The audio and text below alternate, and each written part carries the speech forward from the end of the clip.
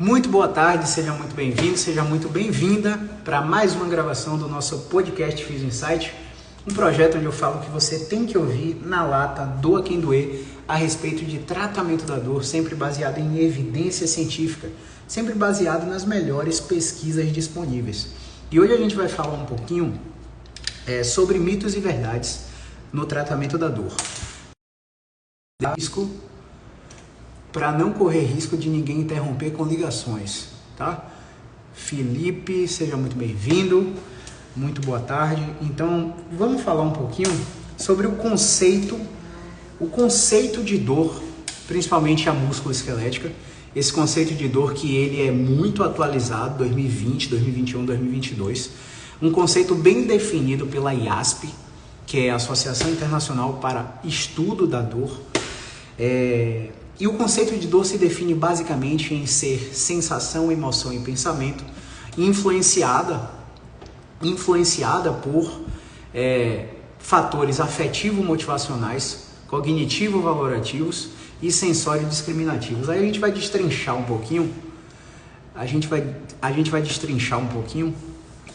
o que tem acontecido de erro no tratamento da dor da maioria dos pacientes que a gente encontra aqui no consultório. Olha só, antigamente, mas muito antigamente, tipo coisa dos anos 1990, a gente acreditava que a dor era causada por uma doença. A tecnologia foi avançando e as análises microscópicas começaram a analisar o tecido de pacientes com dor e detectar fatores pronociceptivos, traduzindo, fatores inflamatórios. E aí começou-se a entender que a dor era causada por inflamação. Veja, doença e inflamação. Depois, com o advento da ressonância magnética de 3 Tesla aberta, funcional, onde o paciente fica dentro de uma máquina gigantesca que custa milhões, né, para fazer um movimento e esse movimento ser analisado de forma integrada para saber se a estrutura do tecido está danificada, a ressonância magnética começou a colocar terminologias específicas, nomenclaturas específicas para justificar a dor do paciente. Então pronto, agora a gente tem um panorama onde o paciente que tem dor, ele tem lesão, doença ou inflamação. Pronto, passaram-se décadas e começaram a estudar as pessoas que não tinham dor submetidas a esses mesmos exames que detectam doenças, exames laboratoriais, que detectam lesão, exames de imagem, e que detectam inflamação, microscopia laboratorial. E aí começaram a entender que se eu pegar 100 pessoas com dor, dividir 50 num grupo e 50 em outro grupo, e meter ressonância magnética em todo mundo, a gente vai achar alteração na pessoa com dor e na pessoa sem dor. Então, aquele modelinho que está ali, ó, de coluna na parede, é um modelinho hipotético só para te explicar algumas coisas, mas nada para justificar a sua dor. Por quê? Quando a gente pega uma pessoa sem dor e bota a ressonância na coluna cervical, na coluna lombar, no joelho, no quadril, no ombro, a gente vai achar artrose, abaulamento, degeneração, hérnia de disco, protusão discal, bico de papagaio, inflamação do nervo ciático, bursite, tendinite, trochanterites, condromalácia patelar, síndrome do impacto, artrose acromioclavicular, lesões de Kahn e Pincer no quadril. Tudo isso vai ser encontrado em pessoas que não têm dor. E aí, tem um curso que eu dou, que eu mostro um artigo científico, que inclusive está aqui nos destaques, mostrando uma senhora de 77 anos com a ressonância magnética cervical, onde a ressonância está com a vértebra fora do lugar, que seria a espondilolistese, comprimindo o canal neural, e essa vovozinha nunca teve dor na vida. Eu mostro também um artigo científico, que está aqui nos destaques, de uma grávida de 9 meses, submetida a uma ressonância magnética, onde a vértebra L5 está descolada de S1, fazendo também uma espondilolistese. É uma imagem aberrante. aversiva, que se você analisar só o exame de imagem, você vai perceber, você vai achar que essa paciente, ela é cadeirante, de tão feia que está a imagem. E aí o que é que tem de importante no laudo, que muitos radiologistas já estão colocando? A importância da seguinte mensagem, ó: os achados desse exame de imagem devem ser correlacionados com o exame clínico e com o exame físico realizados pelo médico assistente. Isso quer dizer o quê? Que os radiologistas já estão lavando suas mãos. Porque o exame de imagem, ele não faz bem. O paciente, ele pensa assim, ó: vamos fazer porque o plano de saúde vai cobrir, né? Então vamos fazer para ver, para ficar despreocupado, para achar que, ver logo que não tem nada, não é nada grave, ou descobrir o que é. Então o paciente está errado duas vezes. Porque ele acha que não faz mal, e porque ele acha que ele vai descobrir o que é. Então, no caso 1, que ele acha que não faz mal, olha o que acontece. Vem todas essas alterações, ele lê o laudo, leva para um profissional de saúde, que se o profissional de saúde trabalhar baseado em ciência, o que é que vai acontecer? Ele vai descartar o exame de imagem, vai fazer um exame físico, vai fazer anamnese, vai fazer testes provocativos, vai fazer a inspeção no paciente. Tudo isso pode ser feito tanto presencial quanto online e vai testar os movimentos do paciente. O paciente que tem dor, ele vai apresentar uma característica muito específica para a gente enquadrar ele em um grupo que vai melhorar com movimento, com terapia manual, com educação ou com tudo isso junto de bloqueio. Beleza? Só que o cenário número 2, que é o cenário onde ele vai num profissional de saúde que não trabalha baseado em ciência, e aí eu te digo assim, 95% dos profissionais de saúde não trabalham baseado em evidência. Caio, de onde você tirou essa estatística? Da minha cabeça. Como assim, Caio, da sua cabeça? Porque a gente entra em contato com profissionais do país inteiro, até de fora do país. E essa realidade acontece também nos Estados Unidos e acontece aqui no Brasil de forma pior ainda.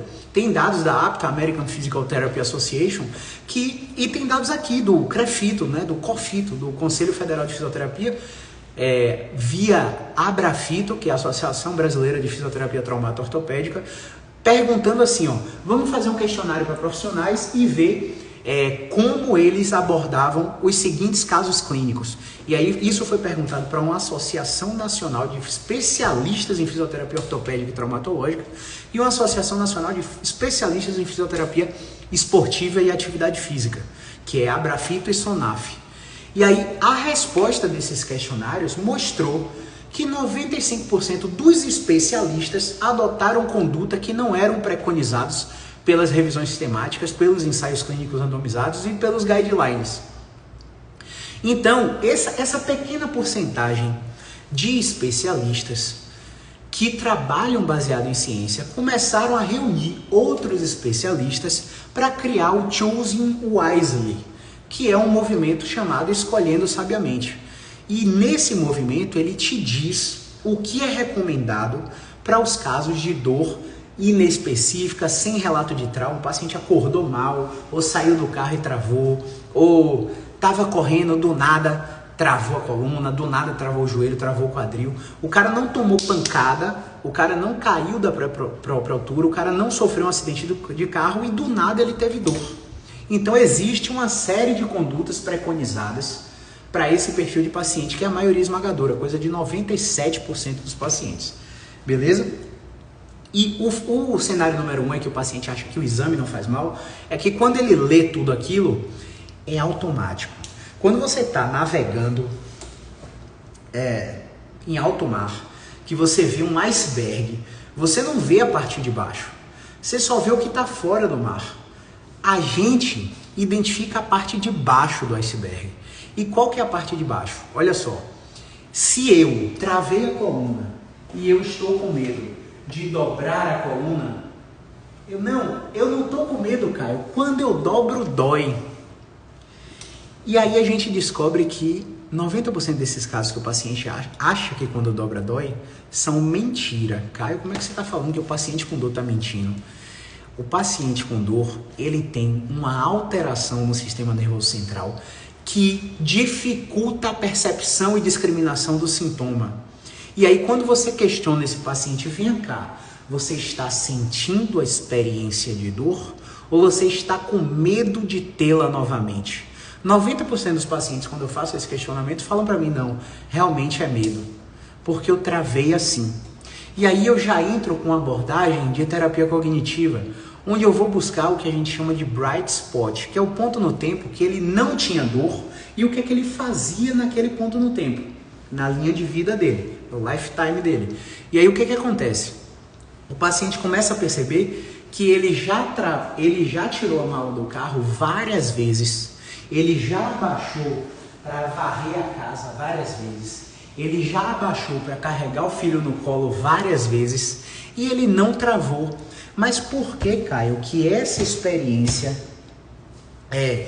aversiva, quando ele travou, é a que mais fica memorizada?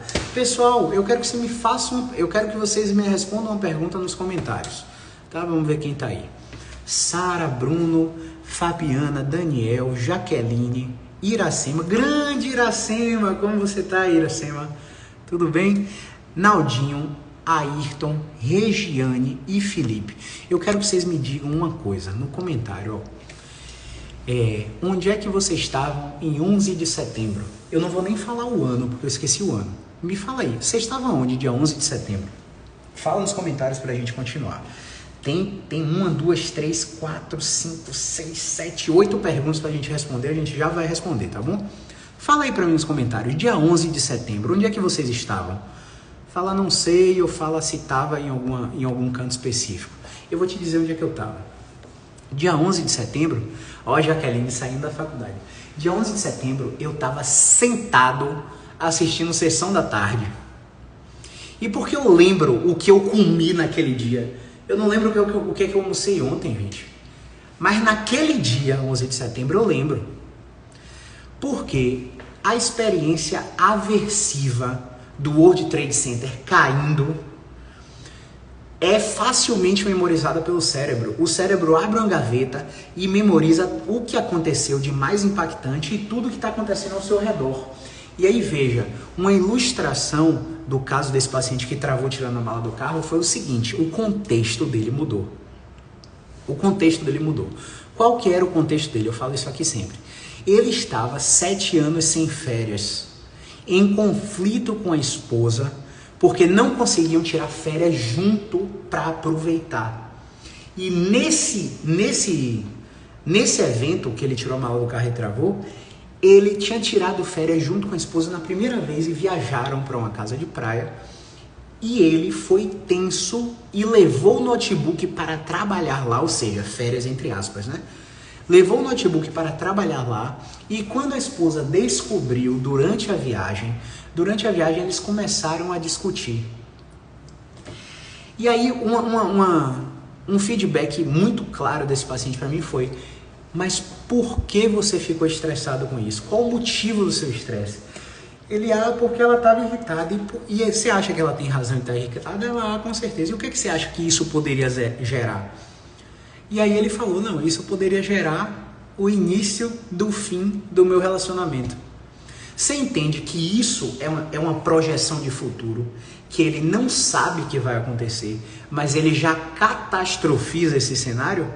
E por catastrofizar esse cenário, o que acontece? O cérebro começa a ficar piscando na região da amígdala, que é responsável por detecção de ameaça, e essa detecção de ameaça faz com que a musculatura, faz com que o sistema nervoso autônomo dele entre no modo simpático. O modo simpático é o modo que a gente reage à luta ou fuga. Se, por exemplo, eu sair aqui do consultório e aí um pitbull voltar de bike para casa, vou voltar de bike para casa. E aí quando eu subir na bike, um pitbull sair correndo atrás de mim, o que vai acontecer? Sistema nervoso autônomo simpático, luta ou fuga, dilatação de pupilas, contrações musculares, mais vascularização, porque eu estou preparado para uma reação de fuga. Só que o cérebro, ele não sabe distinguir se é um pitbull que está correndo atrás de você, se você está no sinal de trânsito com o carro parado e o cara está assaltando você com a arma na cabeça para levar seu carro, ou se você está discutindo com sua esposa, ou se você está discutindo com seu sócio, ou se você está quebrando uma sociedade durante a pandemia, ou se você está de luto. o cérebro libera os mesmos neurotransmissores para todas essas situações. Então é por isso que muitas vezes quando a gente está se preparando para uma prova, então o intestino ou prende ou desregula, ou fica solto. Porque os neurotransmissores são os mesmos para todas as situações. Por que eu estou te falando isso? Para te provar que a forma como você lê o exame de imagem, ou a forma como o profissional prescreve o exame de imagem, suspeitando de tal e tal doença, ou analisando e falando assim, seu caso é cirúrgico, ou você tem uma coluna de 80 anos, ou seu joelho está desgastado, seu quadril está com síndrome do impacto, seu ombro está com tendinite.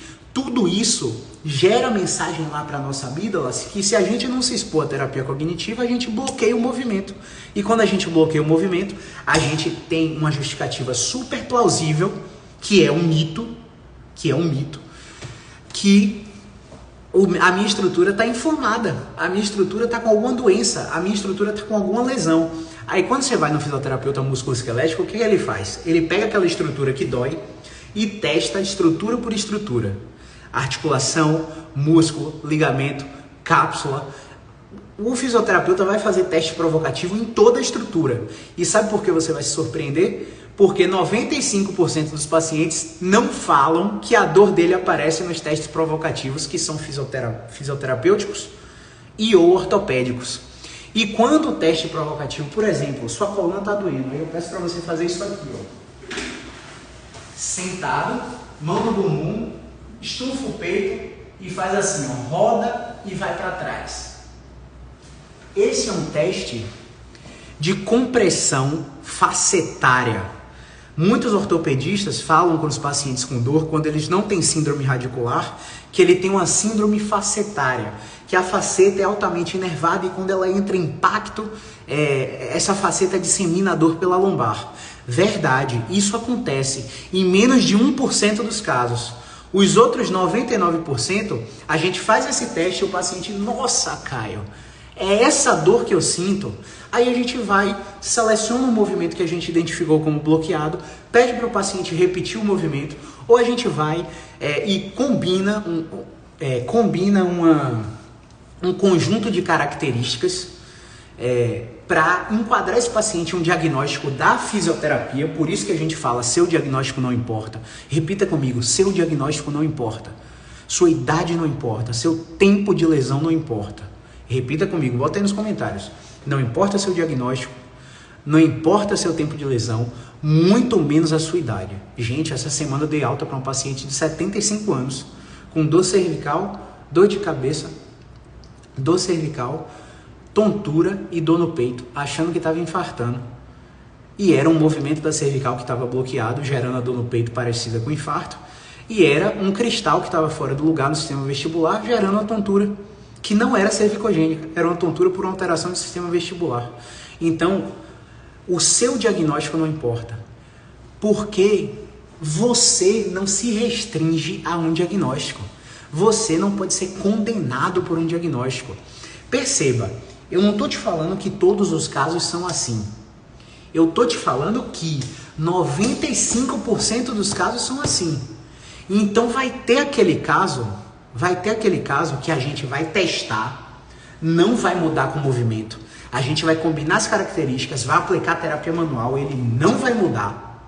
A gente vai trabalhar com educação e dor, exposição gradativa, vai mandar ele para casa com tarefas de casa e ele não vai mudar. E se ele mudar na nossa frente, quando ele chegar em casa, o que é que vai acontecer? Todos os fatores biopsicossociais, todas as barreiras de recuperação que impedem o paciente de melhorar. Caio, quais são essas barreiras? Ansiedade, depressão, excesso de demanda no trabalho, percepção de esforço dado versus recompensa recebida pobre. Tipo, eu tô trabalhando aqui com fisioterapia, eu sou fisioterapeuta, tô aqui no meu consultório e eu faturei 20 mil reais no mês.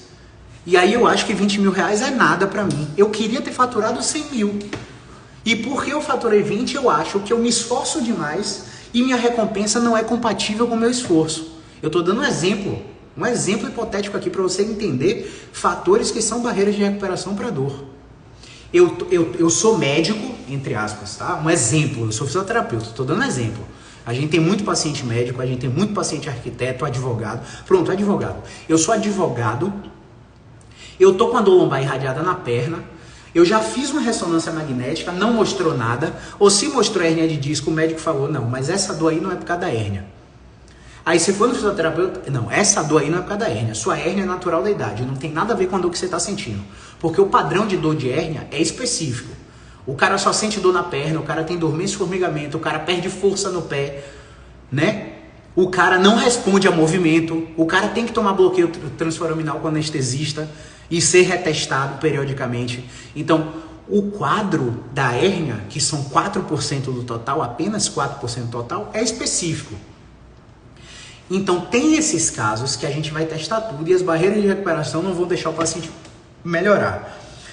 E vai ter caso que a gente identifica a barreira, diz como trabalhar a barreira e o paciente não vai aceitar.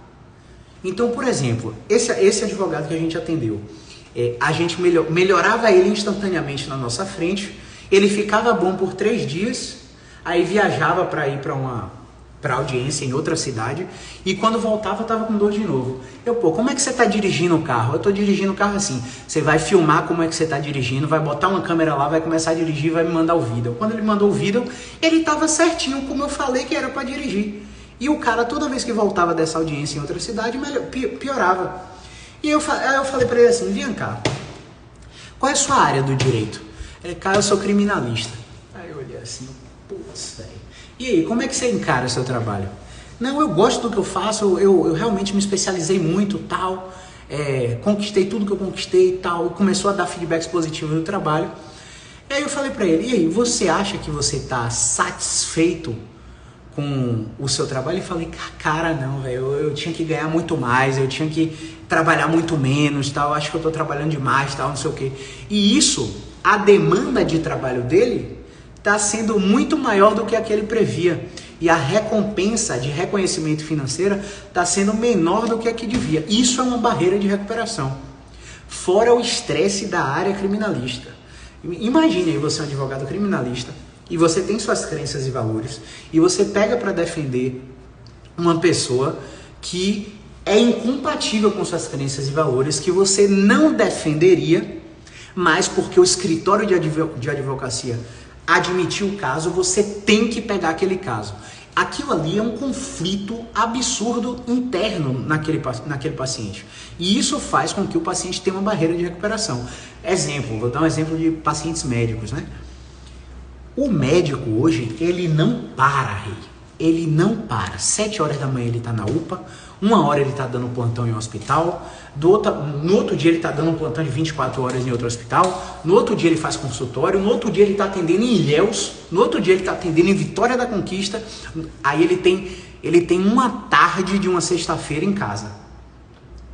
E ele está bem de saúde, ele está bem financeiramente, ele já comprou o apartamento dele, ele já tem 2 filhos, ele já tem carro, ele vive bem, só que ele trabalha demais. E aí a gente fala assim, ó, a gente encontrou um movimento que melhora você e o movimento é esse, você tem que fazer 3 vezes por dia durante 72 horas e voltar aqui. Porra, Caio, eu não posso voltar, tal dia eu tô em tal cidade. A gente faz o acompanhamento online. Pô, Caio, eu não quero online. Eu não, mas o seu caso melhora com o movimento, eu não precisei tocar em você para nada, você percebeu? Então o seu caso pode ser online, não tem problema nenhum. Agora você tem que fazer, porque senão você não vai melhorar. Aí ele falou, beleza, vou fazer e a gente faz online. Quando chegou no dia do online, ele desmarcou porque estava de plantão.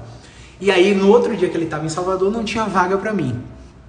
E aí eu falei para ele, como eu te falei, eu te dei uma previsão de 2 meses.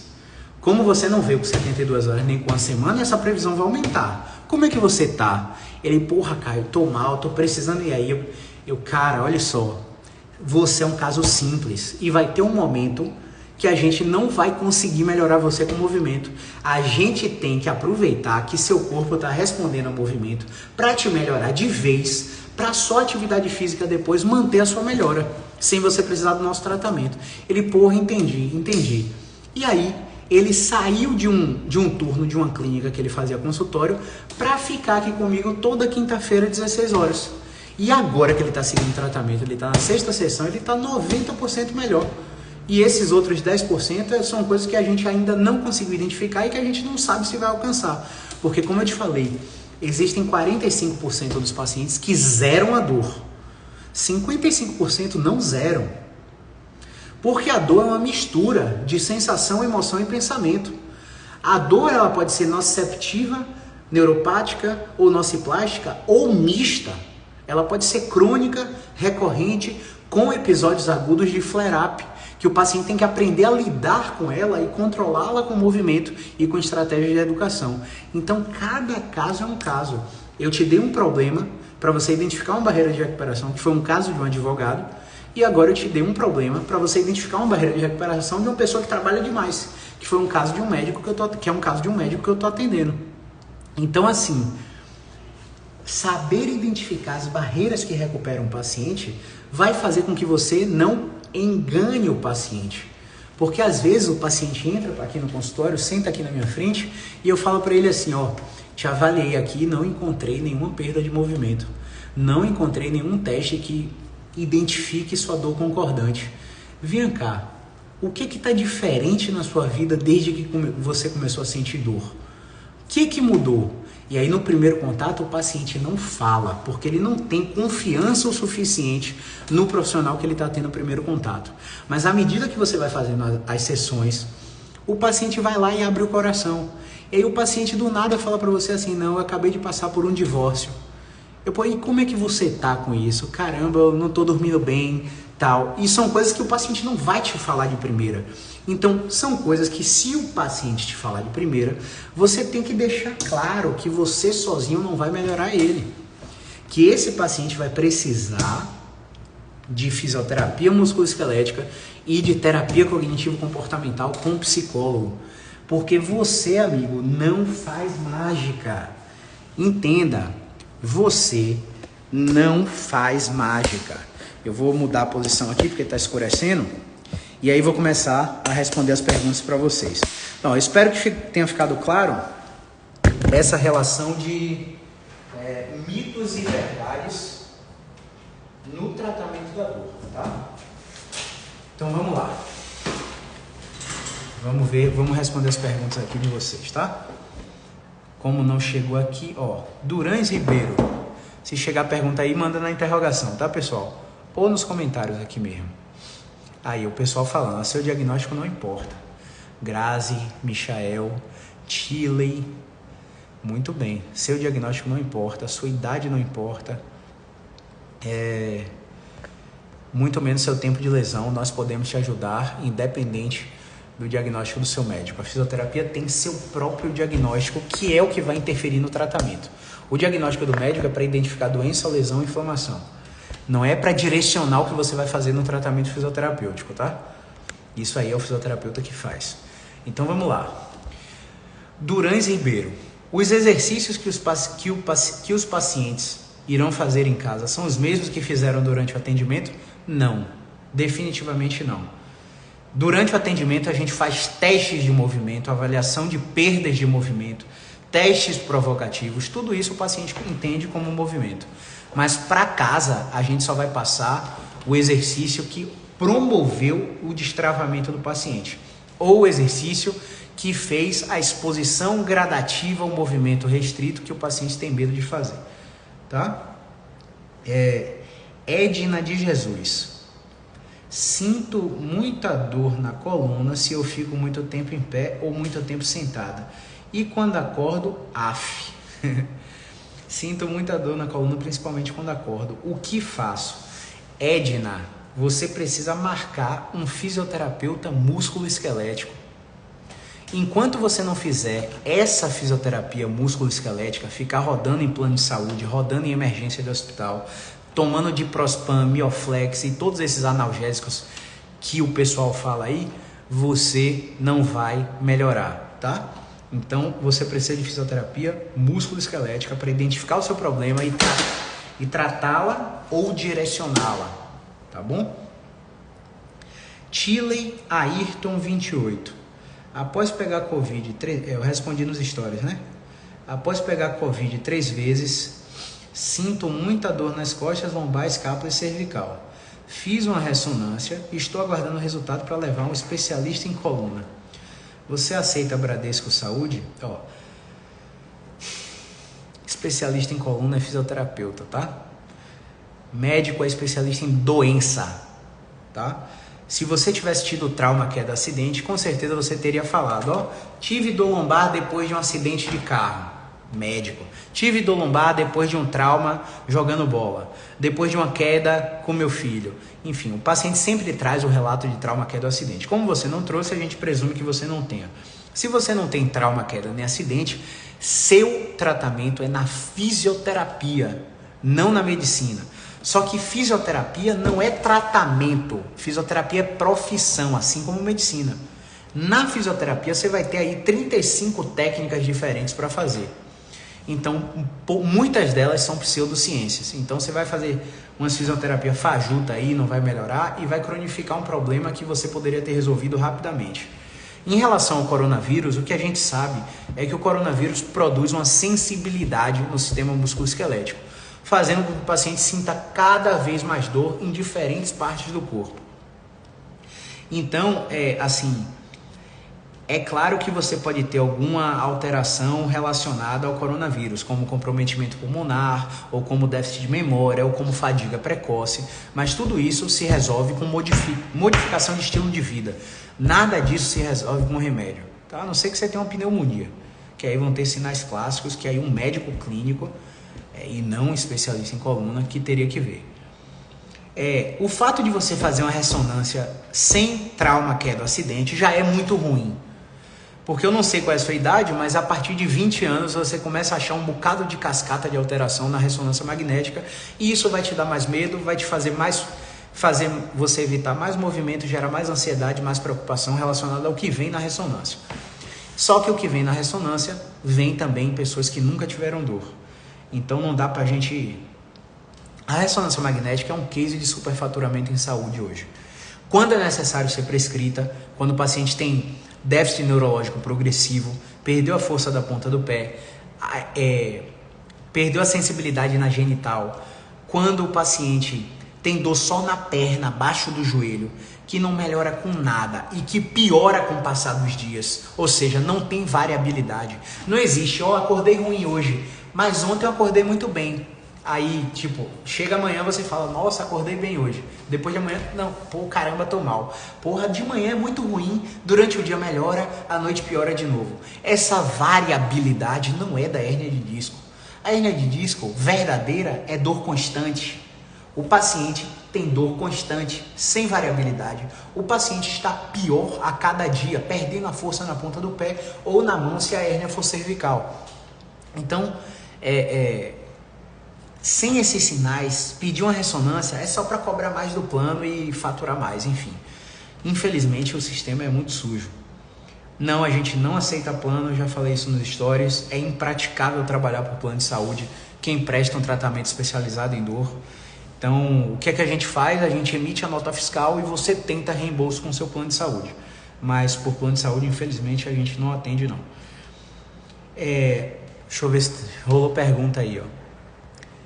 Doutor, você pegou pacientes com dor devido a chikungunya? Emanuele, me perdoe.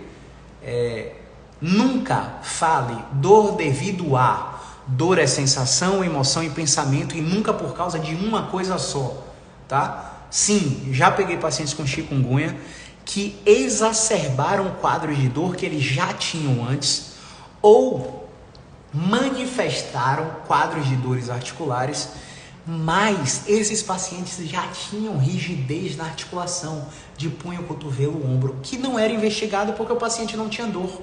Então, criminalizar, falando brincando, tá? Criminalizar a chikungunya como causadora de dor é errado, porque o paciente vai ficar com a expectativa de sempre tratar uma doença que não vai ter cura. O paciente vai ter sequela por 6 meses, por 1 ano, até por 2 anos, até mudar o estilo de vida. Gente, o tratamento da dor é o making sense of pain, fazer a dor ter sentido para o paciente, é a exposição controlada, tá? E é o lifestyle change, que é a mudança de estilo de vida.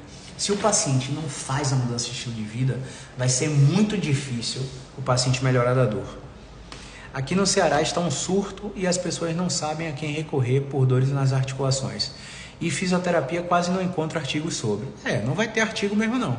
A gente vai ter artigo sobre dor musculoesquelética e aí você extrapola os dados do artigo para tratar o paciente que teve a chikungunya. Por quê? Porque a gente não trata a doença. Se o paciente tem chikungunya, nada do que você vai fazer vai tirar a chikungunya dele, mas vai melhorar o status funcional, a qualidade de vida, a disposição, o sono.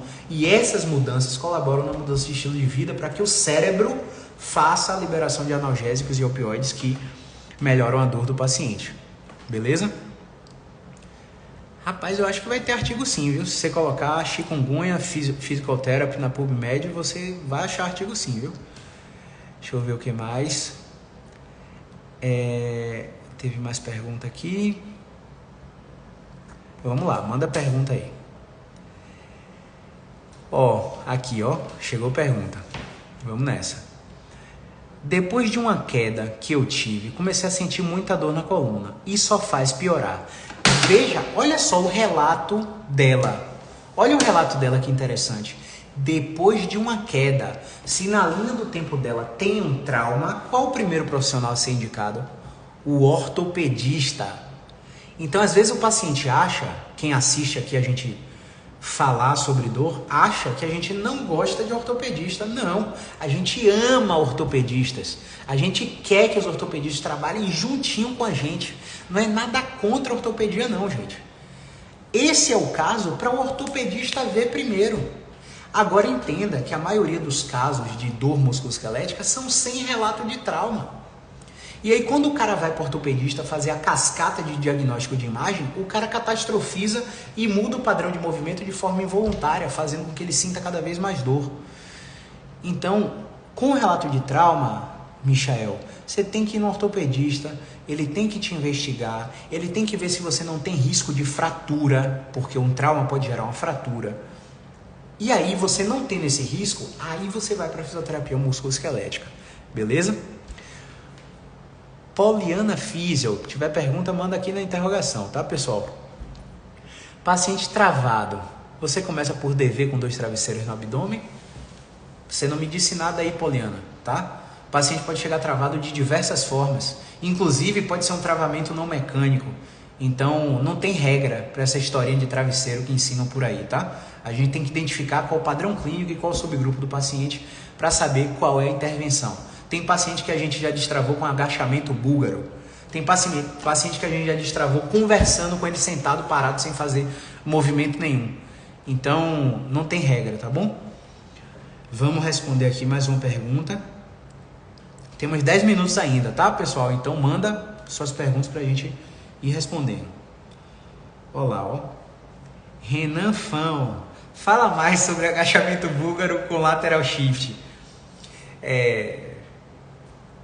Eu cometo esse equívoco. Por que esse equívoco? Porque quando o paciente corrige um desvio com agachamento búlgaro, não é lateral shift a apresentação clínica. Olha, veja bem, a gente não pode confundir os mecanismos de atuação na fisioterapia. A gente tem um mecanismo de atuação baseado na modificação da resposta do sintoma. Então, existem algumas técnicas que trabalham com modificação da resposta do sintoma. Beleza? Existem outras técnicas que trabalham com mecanismo de reprodução e remissão. Existem outras técnicas que trabalham com abordagem neurofisiológica baseada em mecanismo. Existem outras técnicas que trabalham com terapia cognitiva. Nessa técnica que trabalha com terapia cognitiva, o paciente pode apresentar uma característica muito frequente, chamada disfunção de controle ou disfunção de movimento. Na disfunção de controle e na disfunção de movimento, o paciente pode apresentar uma disfunção de descarga. Como que é a disfunção de descarga? Ora, você está fazendo supino reto na academia e tem uma dor no ombro. Como é que você levanta o ombro? Como é que você levanta o supino? Ou você para de levantar, não é mesmo? Ou você para de levantar o supino, ou você faz adaptado, fazendo mais força com outros músculos acessórios para não sobrecarregar o seu ombro. E veja, até a palavra que eu usei aqui, sobrecarregar, é equivocada. Porque na verdade você só está aumentando sua variabilidade motora. Porque você quer proteger o segmento com dor porque você acha que tem uma lesão. Você acha que tem uma ferida aberta ali. Mas na maioria dos casos não tem. Na maioria dos casos não tem a ferida aberta. Na maioria dos casos é uma rigidez de movimento na amplitude final daquele ombro que está fazendo você aumentar a variabilidade motora e executar a tarefa proposta da forma que seu corpo melhor se adaptou. Não quer dizer que é errado, não quer dizer que é biomecanicamente equivocado, beleza? E por que eu estou te falando isso? Porque nessa disfunção de descarga, o paciente protege o membro afetado. Então, se o cara tem dor lombar irradiada na perna direita, a marcha dele está completamente modificada na perna direita. Ele não está jogando o peso do corpo e distribuindo a carga como ele distribuía antes da dor. Então, quando eu coloco um agachamento búlgaro nesse perfil de paciente, que não é lateral shift, ele é disfunção de descarga, a apresentação clínica dele, o que vai acontecer? Ele vai ser forçado a descarregar o peso. Caio, como é que você faz? Cara, coloca uma balança num pé e uma balança no outro e pede para o paciente sentar e levantar. Pede para o paciente agachar. Você vai ver lá 60 quilos em uma perna, 30 na outra. Você vai ver lá 45 em uma perna, 25 na outra. Você vai ver que o paciente está jogando o peso mais um lado. E que isso é automático. Se ele fizer sem a balança na frente do espelho, ele não vai identificar isso. E você não tem olho de raio-x. E você não tem maquininha de termografia fajuta para dizer que o que está lesionado é o que está mais quente, é o que está mais vermelho, é o que está mais amarelo, sei lá como é que fazem. A gente está caçando ferramentas de diagnóstico que não ajudam o paciente em nada. Então a gente tem que ter muito cuidado com o que a gente fala para o paciente. Então, corrigindo a pergunta, Renan, agachamento búlgaro em pacientes com disfunção de descarga, não com lateral shift. Parece lateral shift, mas não é lateral shift. Lateral shift é em modificação de resposta de sintoma, tá? É outra história, não mistura, pelo amor de Deus. Vamos lá, chegou mais perguntas aí. Temos 6 minutos, hein? Emanuele adorou a explicação, obrigado, Emanuele. Trabalhando com entregas 12 horas por dia, estou com a dor nas nádegas, descendo para a perna e está formigando. Olha só, o problema é lombar, não é nádega, tá? Sua lombar tem alguma alteração de movimento que está fazendo com que o sintoma seja transmitido para a perna. Vá no fisioterapeuta musculoesquelético, porque você não falou que teve trauma. Se você não teve trauma, é fisioterapia primeiro, para não perder tempo. Chegou mais pergunta na caixinha, peraí. Eita, Lele, gostei da interação de vocês hoje aqui. A pessoa se machucando no exercício de musculação é considerado trauma? De jeito nenhum. Você sentiu a dor durante um movimento, isso não é trauma, tá? Pratico musculação e venho sentindo dores nos joelhos. Falaram que era condromalácia. Começou depois de um dia de exercícios intensos. Ansiedade pode atrapalhar melhor. Ansiedade atrapalha tudo na vida da gente, tá?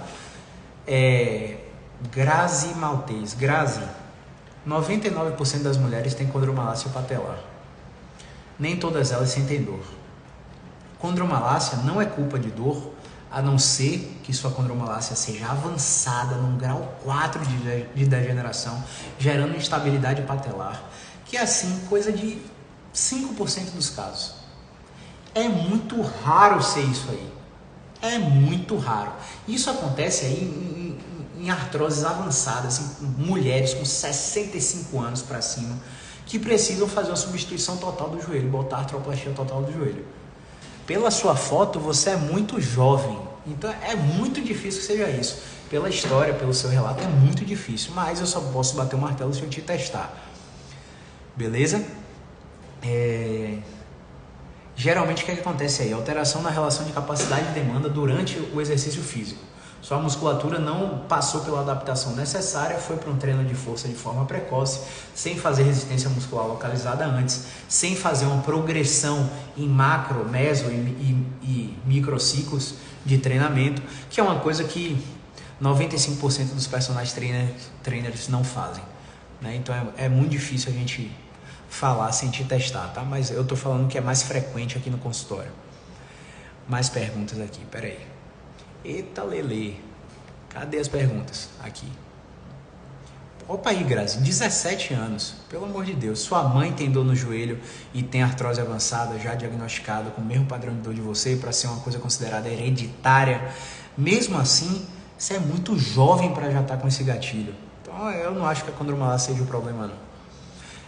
Inclusive, eu tenho um caso aqui que eu postei essa semana, de uma paciente com dor no joelho, com diagnóstico de condromalácia, que o médico explicou para ela assim, seu joelho está desgastado. Cada vez que você usa o seu joelho, você vai cortando uma fatiazinha do queijo.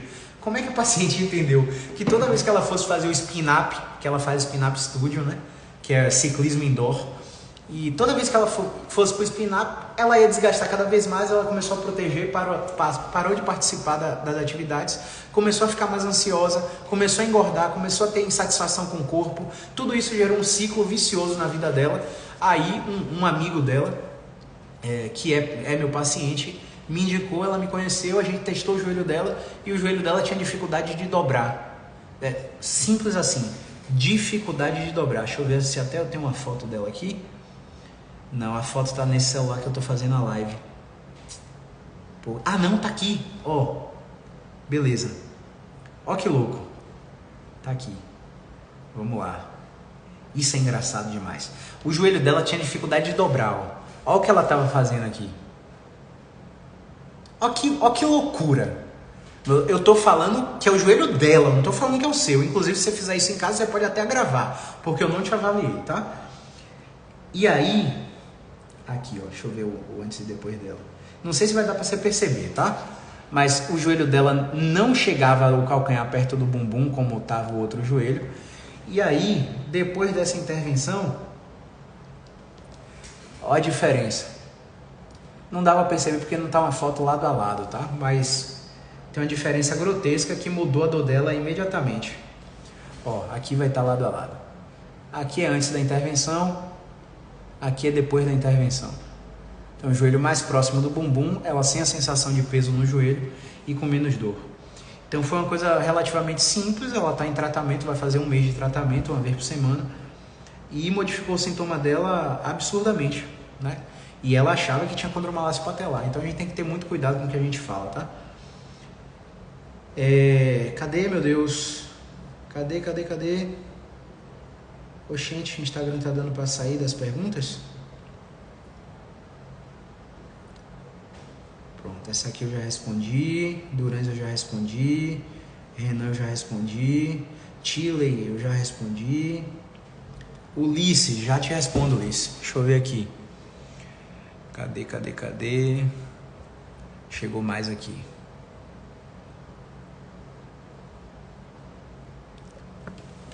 Aí, Fui lá e ele me disse que tem escoliose. Qual o exercício para eu fazer? Não sei, eu tenho que te avaliar. Outra, escoliose também não é causa de dor em ninguém. Escoliose depende do grau, né? Se for mais de 30 graus, aí já pode ter um comprometimento pulmonar e torácico gerando dor. Mas a maioria das escolioses não é causa de dor em ninguém. Então, a escoliose você tem que definir. A escoliose é uma queixa clínica ou estética? Se for clínica e tiver com dor, a gente trata a dor. Sua escoliose não vai mudar em nada. Se for estética, aí a gente vai te encaminhar para um colega que é especialista em correção de escoliose, tá? E outra, pacientes que não têm dor e fazem correção de escoliose começam a achar outras dores, porque o corpo está adaptado àquela curvatura. Do nada você coloca o corpo em um estresse de uma outra curvatura e o paciente começa a ter dor que nunca tinha antes. Então, escoliose não é causa de dor de ninguém, tá? É um achado radiográfico, a não ser que tenha um grau muito avançado, acima de 30 graus, que pode ter algum comprometimento pulmonar ou respiratório. Às vezes a pessoa pergunta assim pra gente, qual exercício eu devo fazer? Gente, exercício não é como você vê na orla da praia aí não, que o cara calça o tênisinho verde cano e vai correr. Exercício não é que nem você vê nas academias aí, que o cara se matricula e vai fazer exercício aleatório. Exercício é sistematizado. A gente precisa avaliar qual é a rigidez que você tem para saber que direção do movimento vai fazer. Por isso que eu não chamo nem de exercício, eu chamo de movimento, porque é uma coisa completamente específica para o quadro do paciente. Mas sinto muita dor no período da TPM, aí fico de cama com a dor insuportável. Pois é, a maioria das mulheres tem dor no período de TPM e acho que é por desregulação neuroendócrina, quando na verdade ela está com um bloqueio na coluna, que é isso aqui, e esse bloqueio na coluna faz prender alguns nervinhos gênito-femorais e hipogástricos que vêm aqui para ovário, endométrio, fazendo com que você tenha uma alteração visceral, e essa alteração visceral gere cólica abdominal. Então, assim, é muito complicado, tá? Você tem que ser avaliada. Se você não for avaliada, a gente não tem como ajudar em nada. Tá acabando. Duran chegou atrasado. Duran, assiste a reprise porque eu respondi sua pergunta aí, viu? Cadê? Tem mais uma.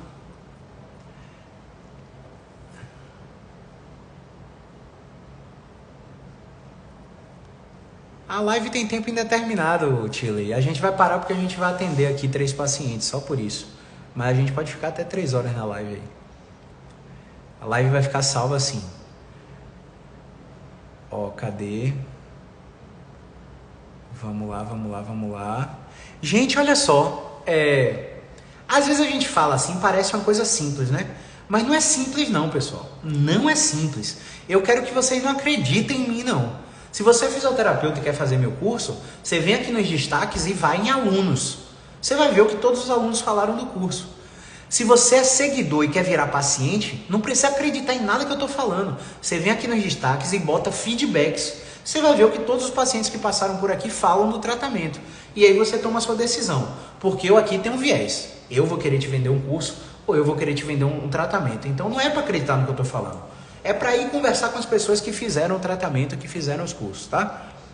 Porque parece simples assim quando a gente fala, mas definitivamente não é simples. Tem uma investigação minuciosa que a gente faz antes de chegar a essas conclusões aí. Aqui, mais uma.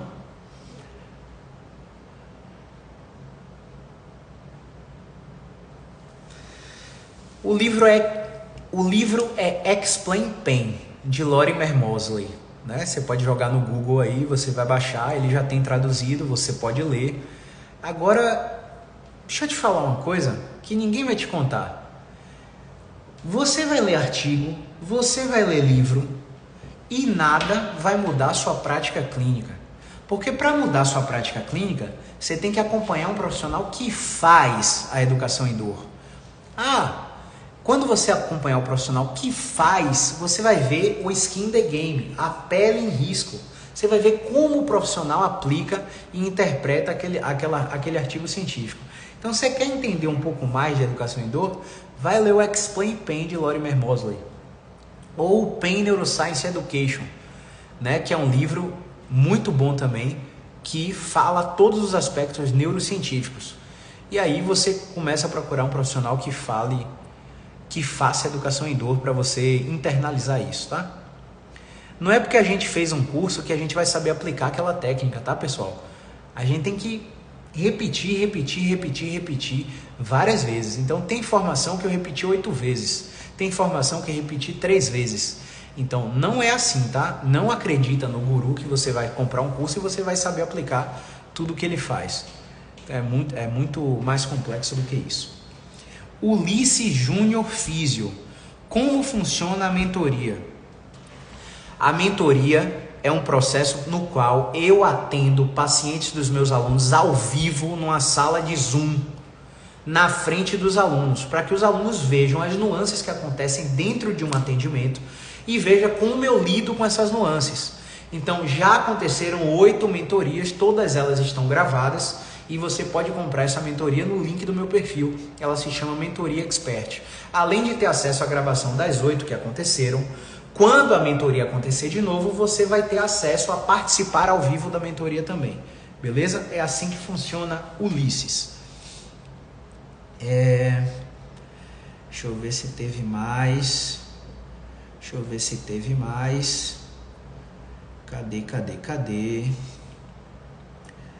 Então, até o momento, sem mais perguntas. Vamos encerrar, tá, pessoal? Cadê? Tô olhando aqui no outro celular, não chegou mais pergunta, não. Cadê? Na interrogaçãozinha também não chegou. Então é isso. Deixa eu ver se chegou nos comentários alguma. Ó, pessoal, deixa eu te falar um negócio, ó, antes de encerrar. 54 minutos.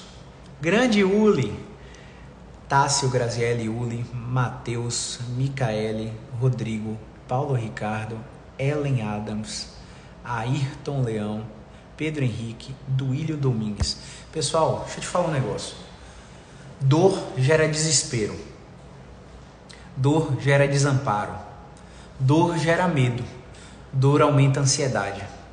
E todos esses fatores que são emocionais e cognitivos, eles podem ser modulados, aumentados ou diminuídos, a depender da informação que o profissional de saúde que o paciente tem o primeiro contato passa. Então, se o profissional de saúde aumenta a catastrofização do paciente, o paciente tem uma barreira de recuperação absurda e ele não vai melhorar. E quanto mais ele entra em contato com esses profissionais, quando ele chega em um que trabalha com ciência, ele vai ter muito mais dificuldade de internalizar essas informações. E essa dificuldade vai fazer com que ele crie uma outra barreira de recuperação, que é o conflito de hierarquia. O conflito de hierarquia é o seguinte: olha, se 3 médicos me falaram isso, se o meu fisioterapeuta de RPG de Pilates me falou isso, quem é Caio, esse fisioterapeuta doido, que está me falando o contrário? Esse conflito de hierarquia aí é uma barreira de recuperação. Então, ou o paciente vem aberto para uma nova sugestão terapêutica, afinal, se ele está nos procurando é porque os tratamentos anteriores falharam, ou porque ele não internalizou alguma mensagem do tratamento anterior, ou porque a gente está mostrando, ó, não tem lesão, você melhora com o movimento, olha aqui o vídeo de como você chegou, olha o vídeo de como você está. Você está dizendo que está igual, mas ó, você não fazia isso e está fazendo agora. Você não alcançava o joelho e está alcançando o pé. Você não dobrava para trás e agora você está parecendo o artista do Circo de Soleil. Se você ainda acha que você está igual, é porque você tem alguma barreira de recuperação. E essa barreira de recuperação você não está conseguindo identificar. É um fator no seu trabalho, é um fator no seu lar, é um fator na sua vida que está fazendo com que você exacerbe o sistema nervoso central. E eu não estou com você 24 horas. Eu não vou conseguir identificar. Você precisa me ajudar. Porque se você me fala que findou uma sociedade e está com problema financeiro agora, o seu tratamento não é comigo. O seu tratamento é com um psicólogo. Se você me fala que acabou de perder um parente na família e está de luto, é com um psicólogo o seu tratamento. Se você me fala que sofreu um trauma, que é no acidente, é com um ortopedista o seu tratamento. Se você tem dor crônica com radiculopatia e está tratando comigo e estagnou a melhora, você tem que ir para um anestesiologista. Se você veio para mim, você está com dor, mas não tem perda de movimento, não é comigo o seu tratamento. O seu tratamento é com o educador físico. E é muito difícil para o paciente aceitar essas sugestões. Então a gente prefere ser honesto e falar, ó, seu caso não é para mim, seu caso é para aquele, do que ficar tratando o paciente com tentativa e erro, esperando a história natural do problema do paciente fazer a função dela, que é melhorar o paciente. Né? Então a gente prefere trabalhar nessa linha, tá bom? Vamos encerrar, vamos atender aqui. E a qualquer momento a gente volta. Se você tiver pergunta, dúvida, coloca na caixinha dos stories que eu deixei lá, tá bom? Grande abraço, obrigado a todo mundo que está comentando aí na foto do consultório novo, viu? Brigadão, tamo aí sempre para ajudar você que é seguidor a tratar a dor com o mínimo de remédios e cirurgias e ajudar você que é profissional da fisioterapia a ter uma expertise no diagnóstico e tratamento da dor musculoesquelética, tá bom? Movimento é vida. Gratidão, pessoal.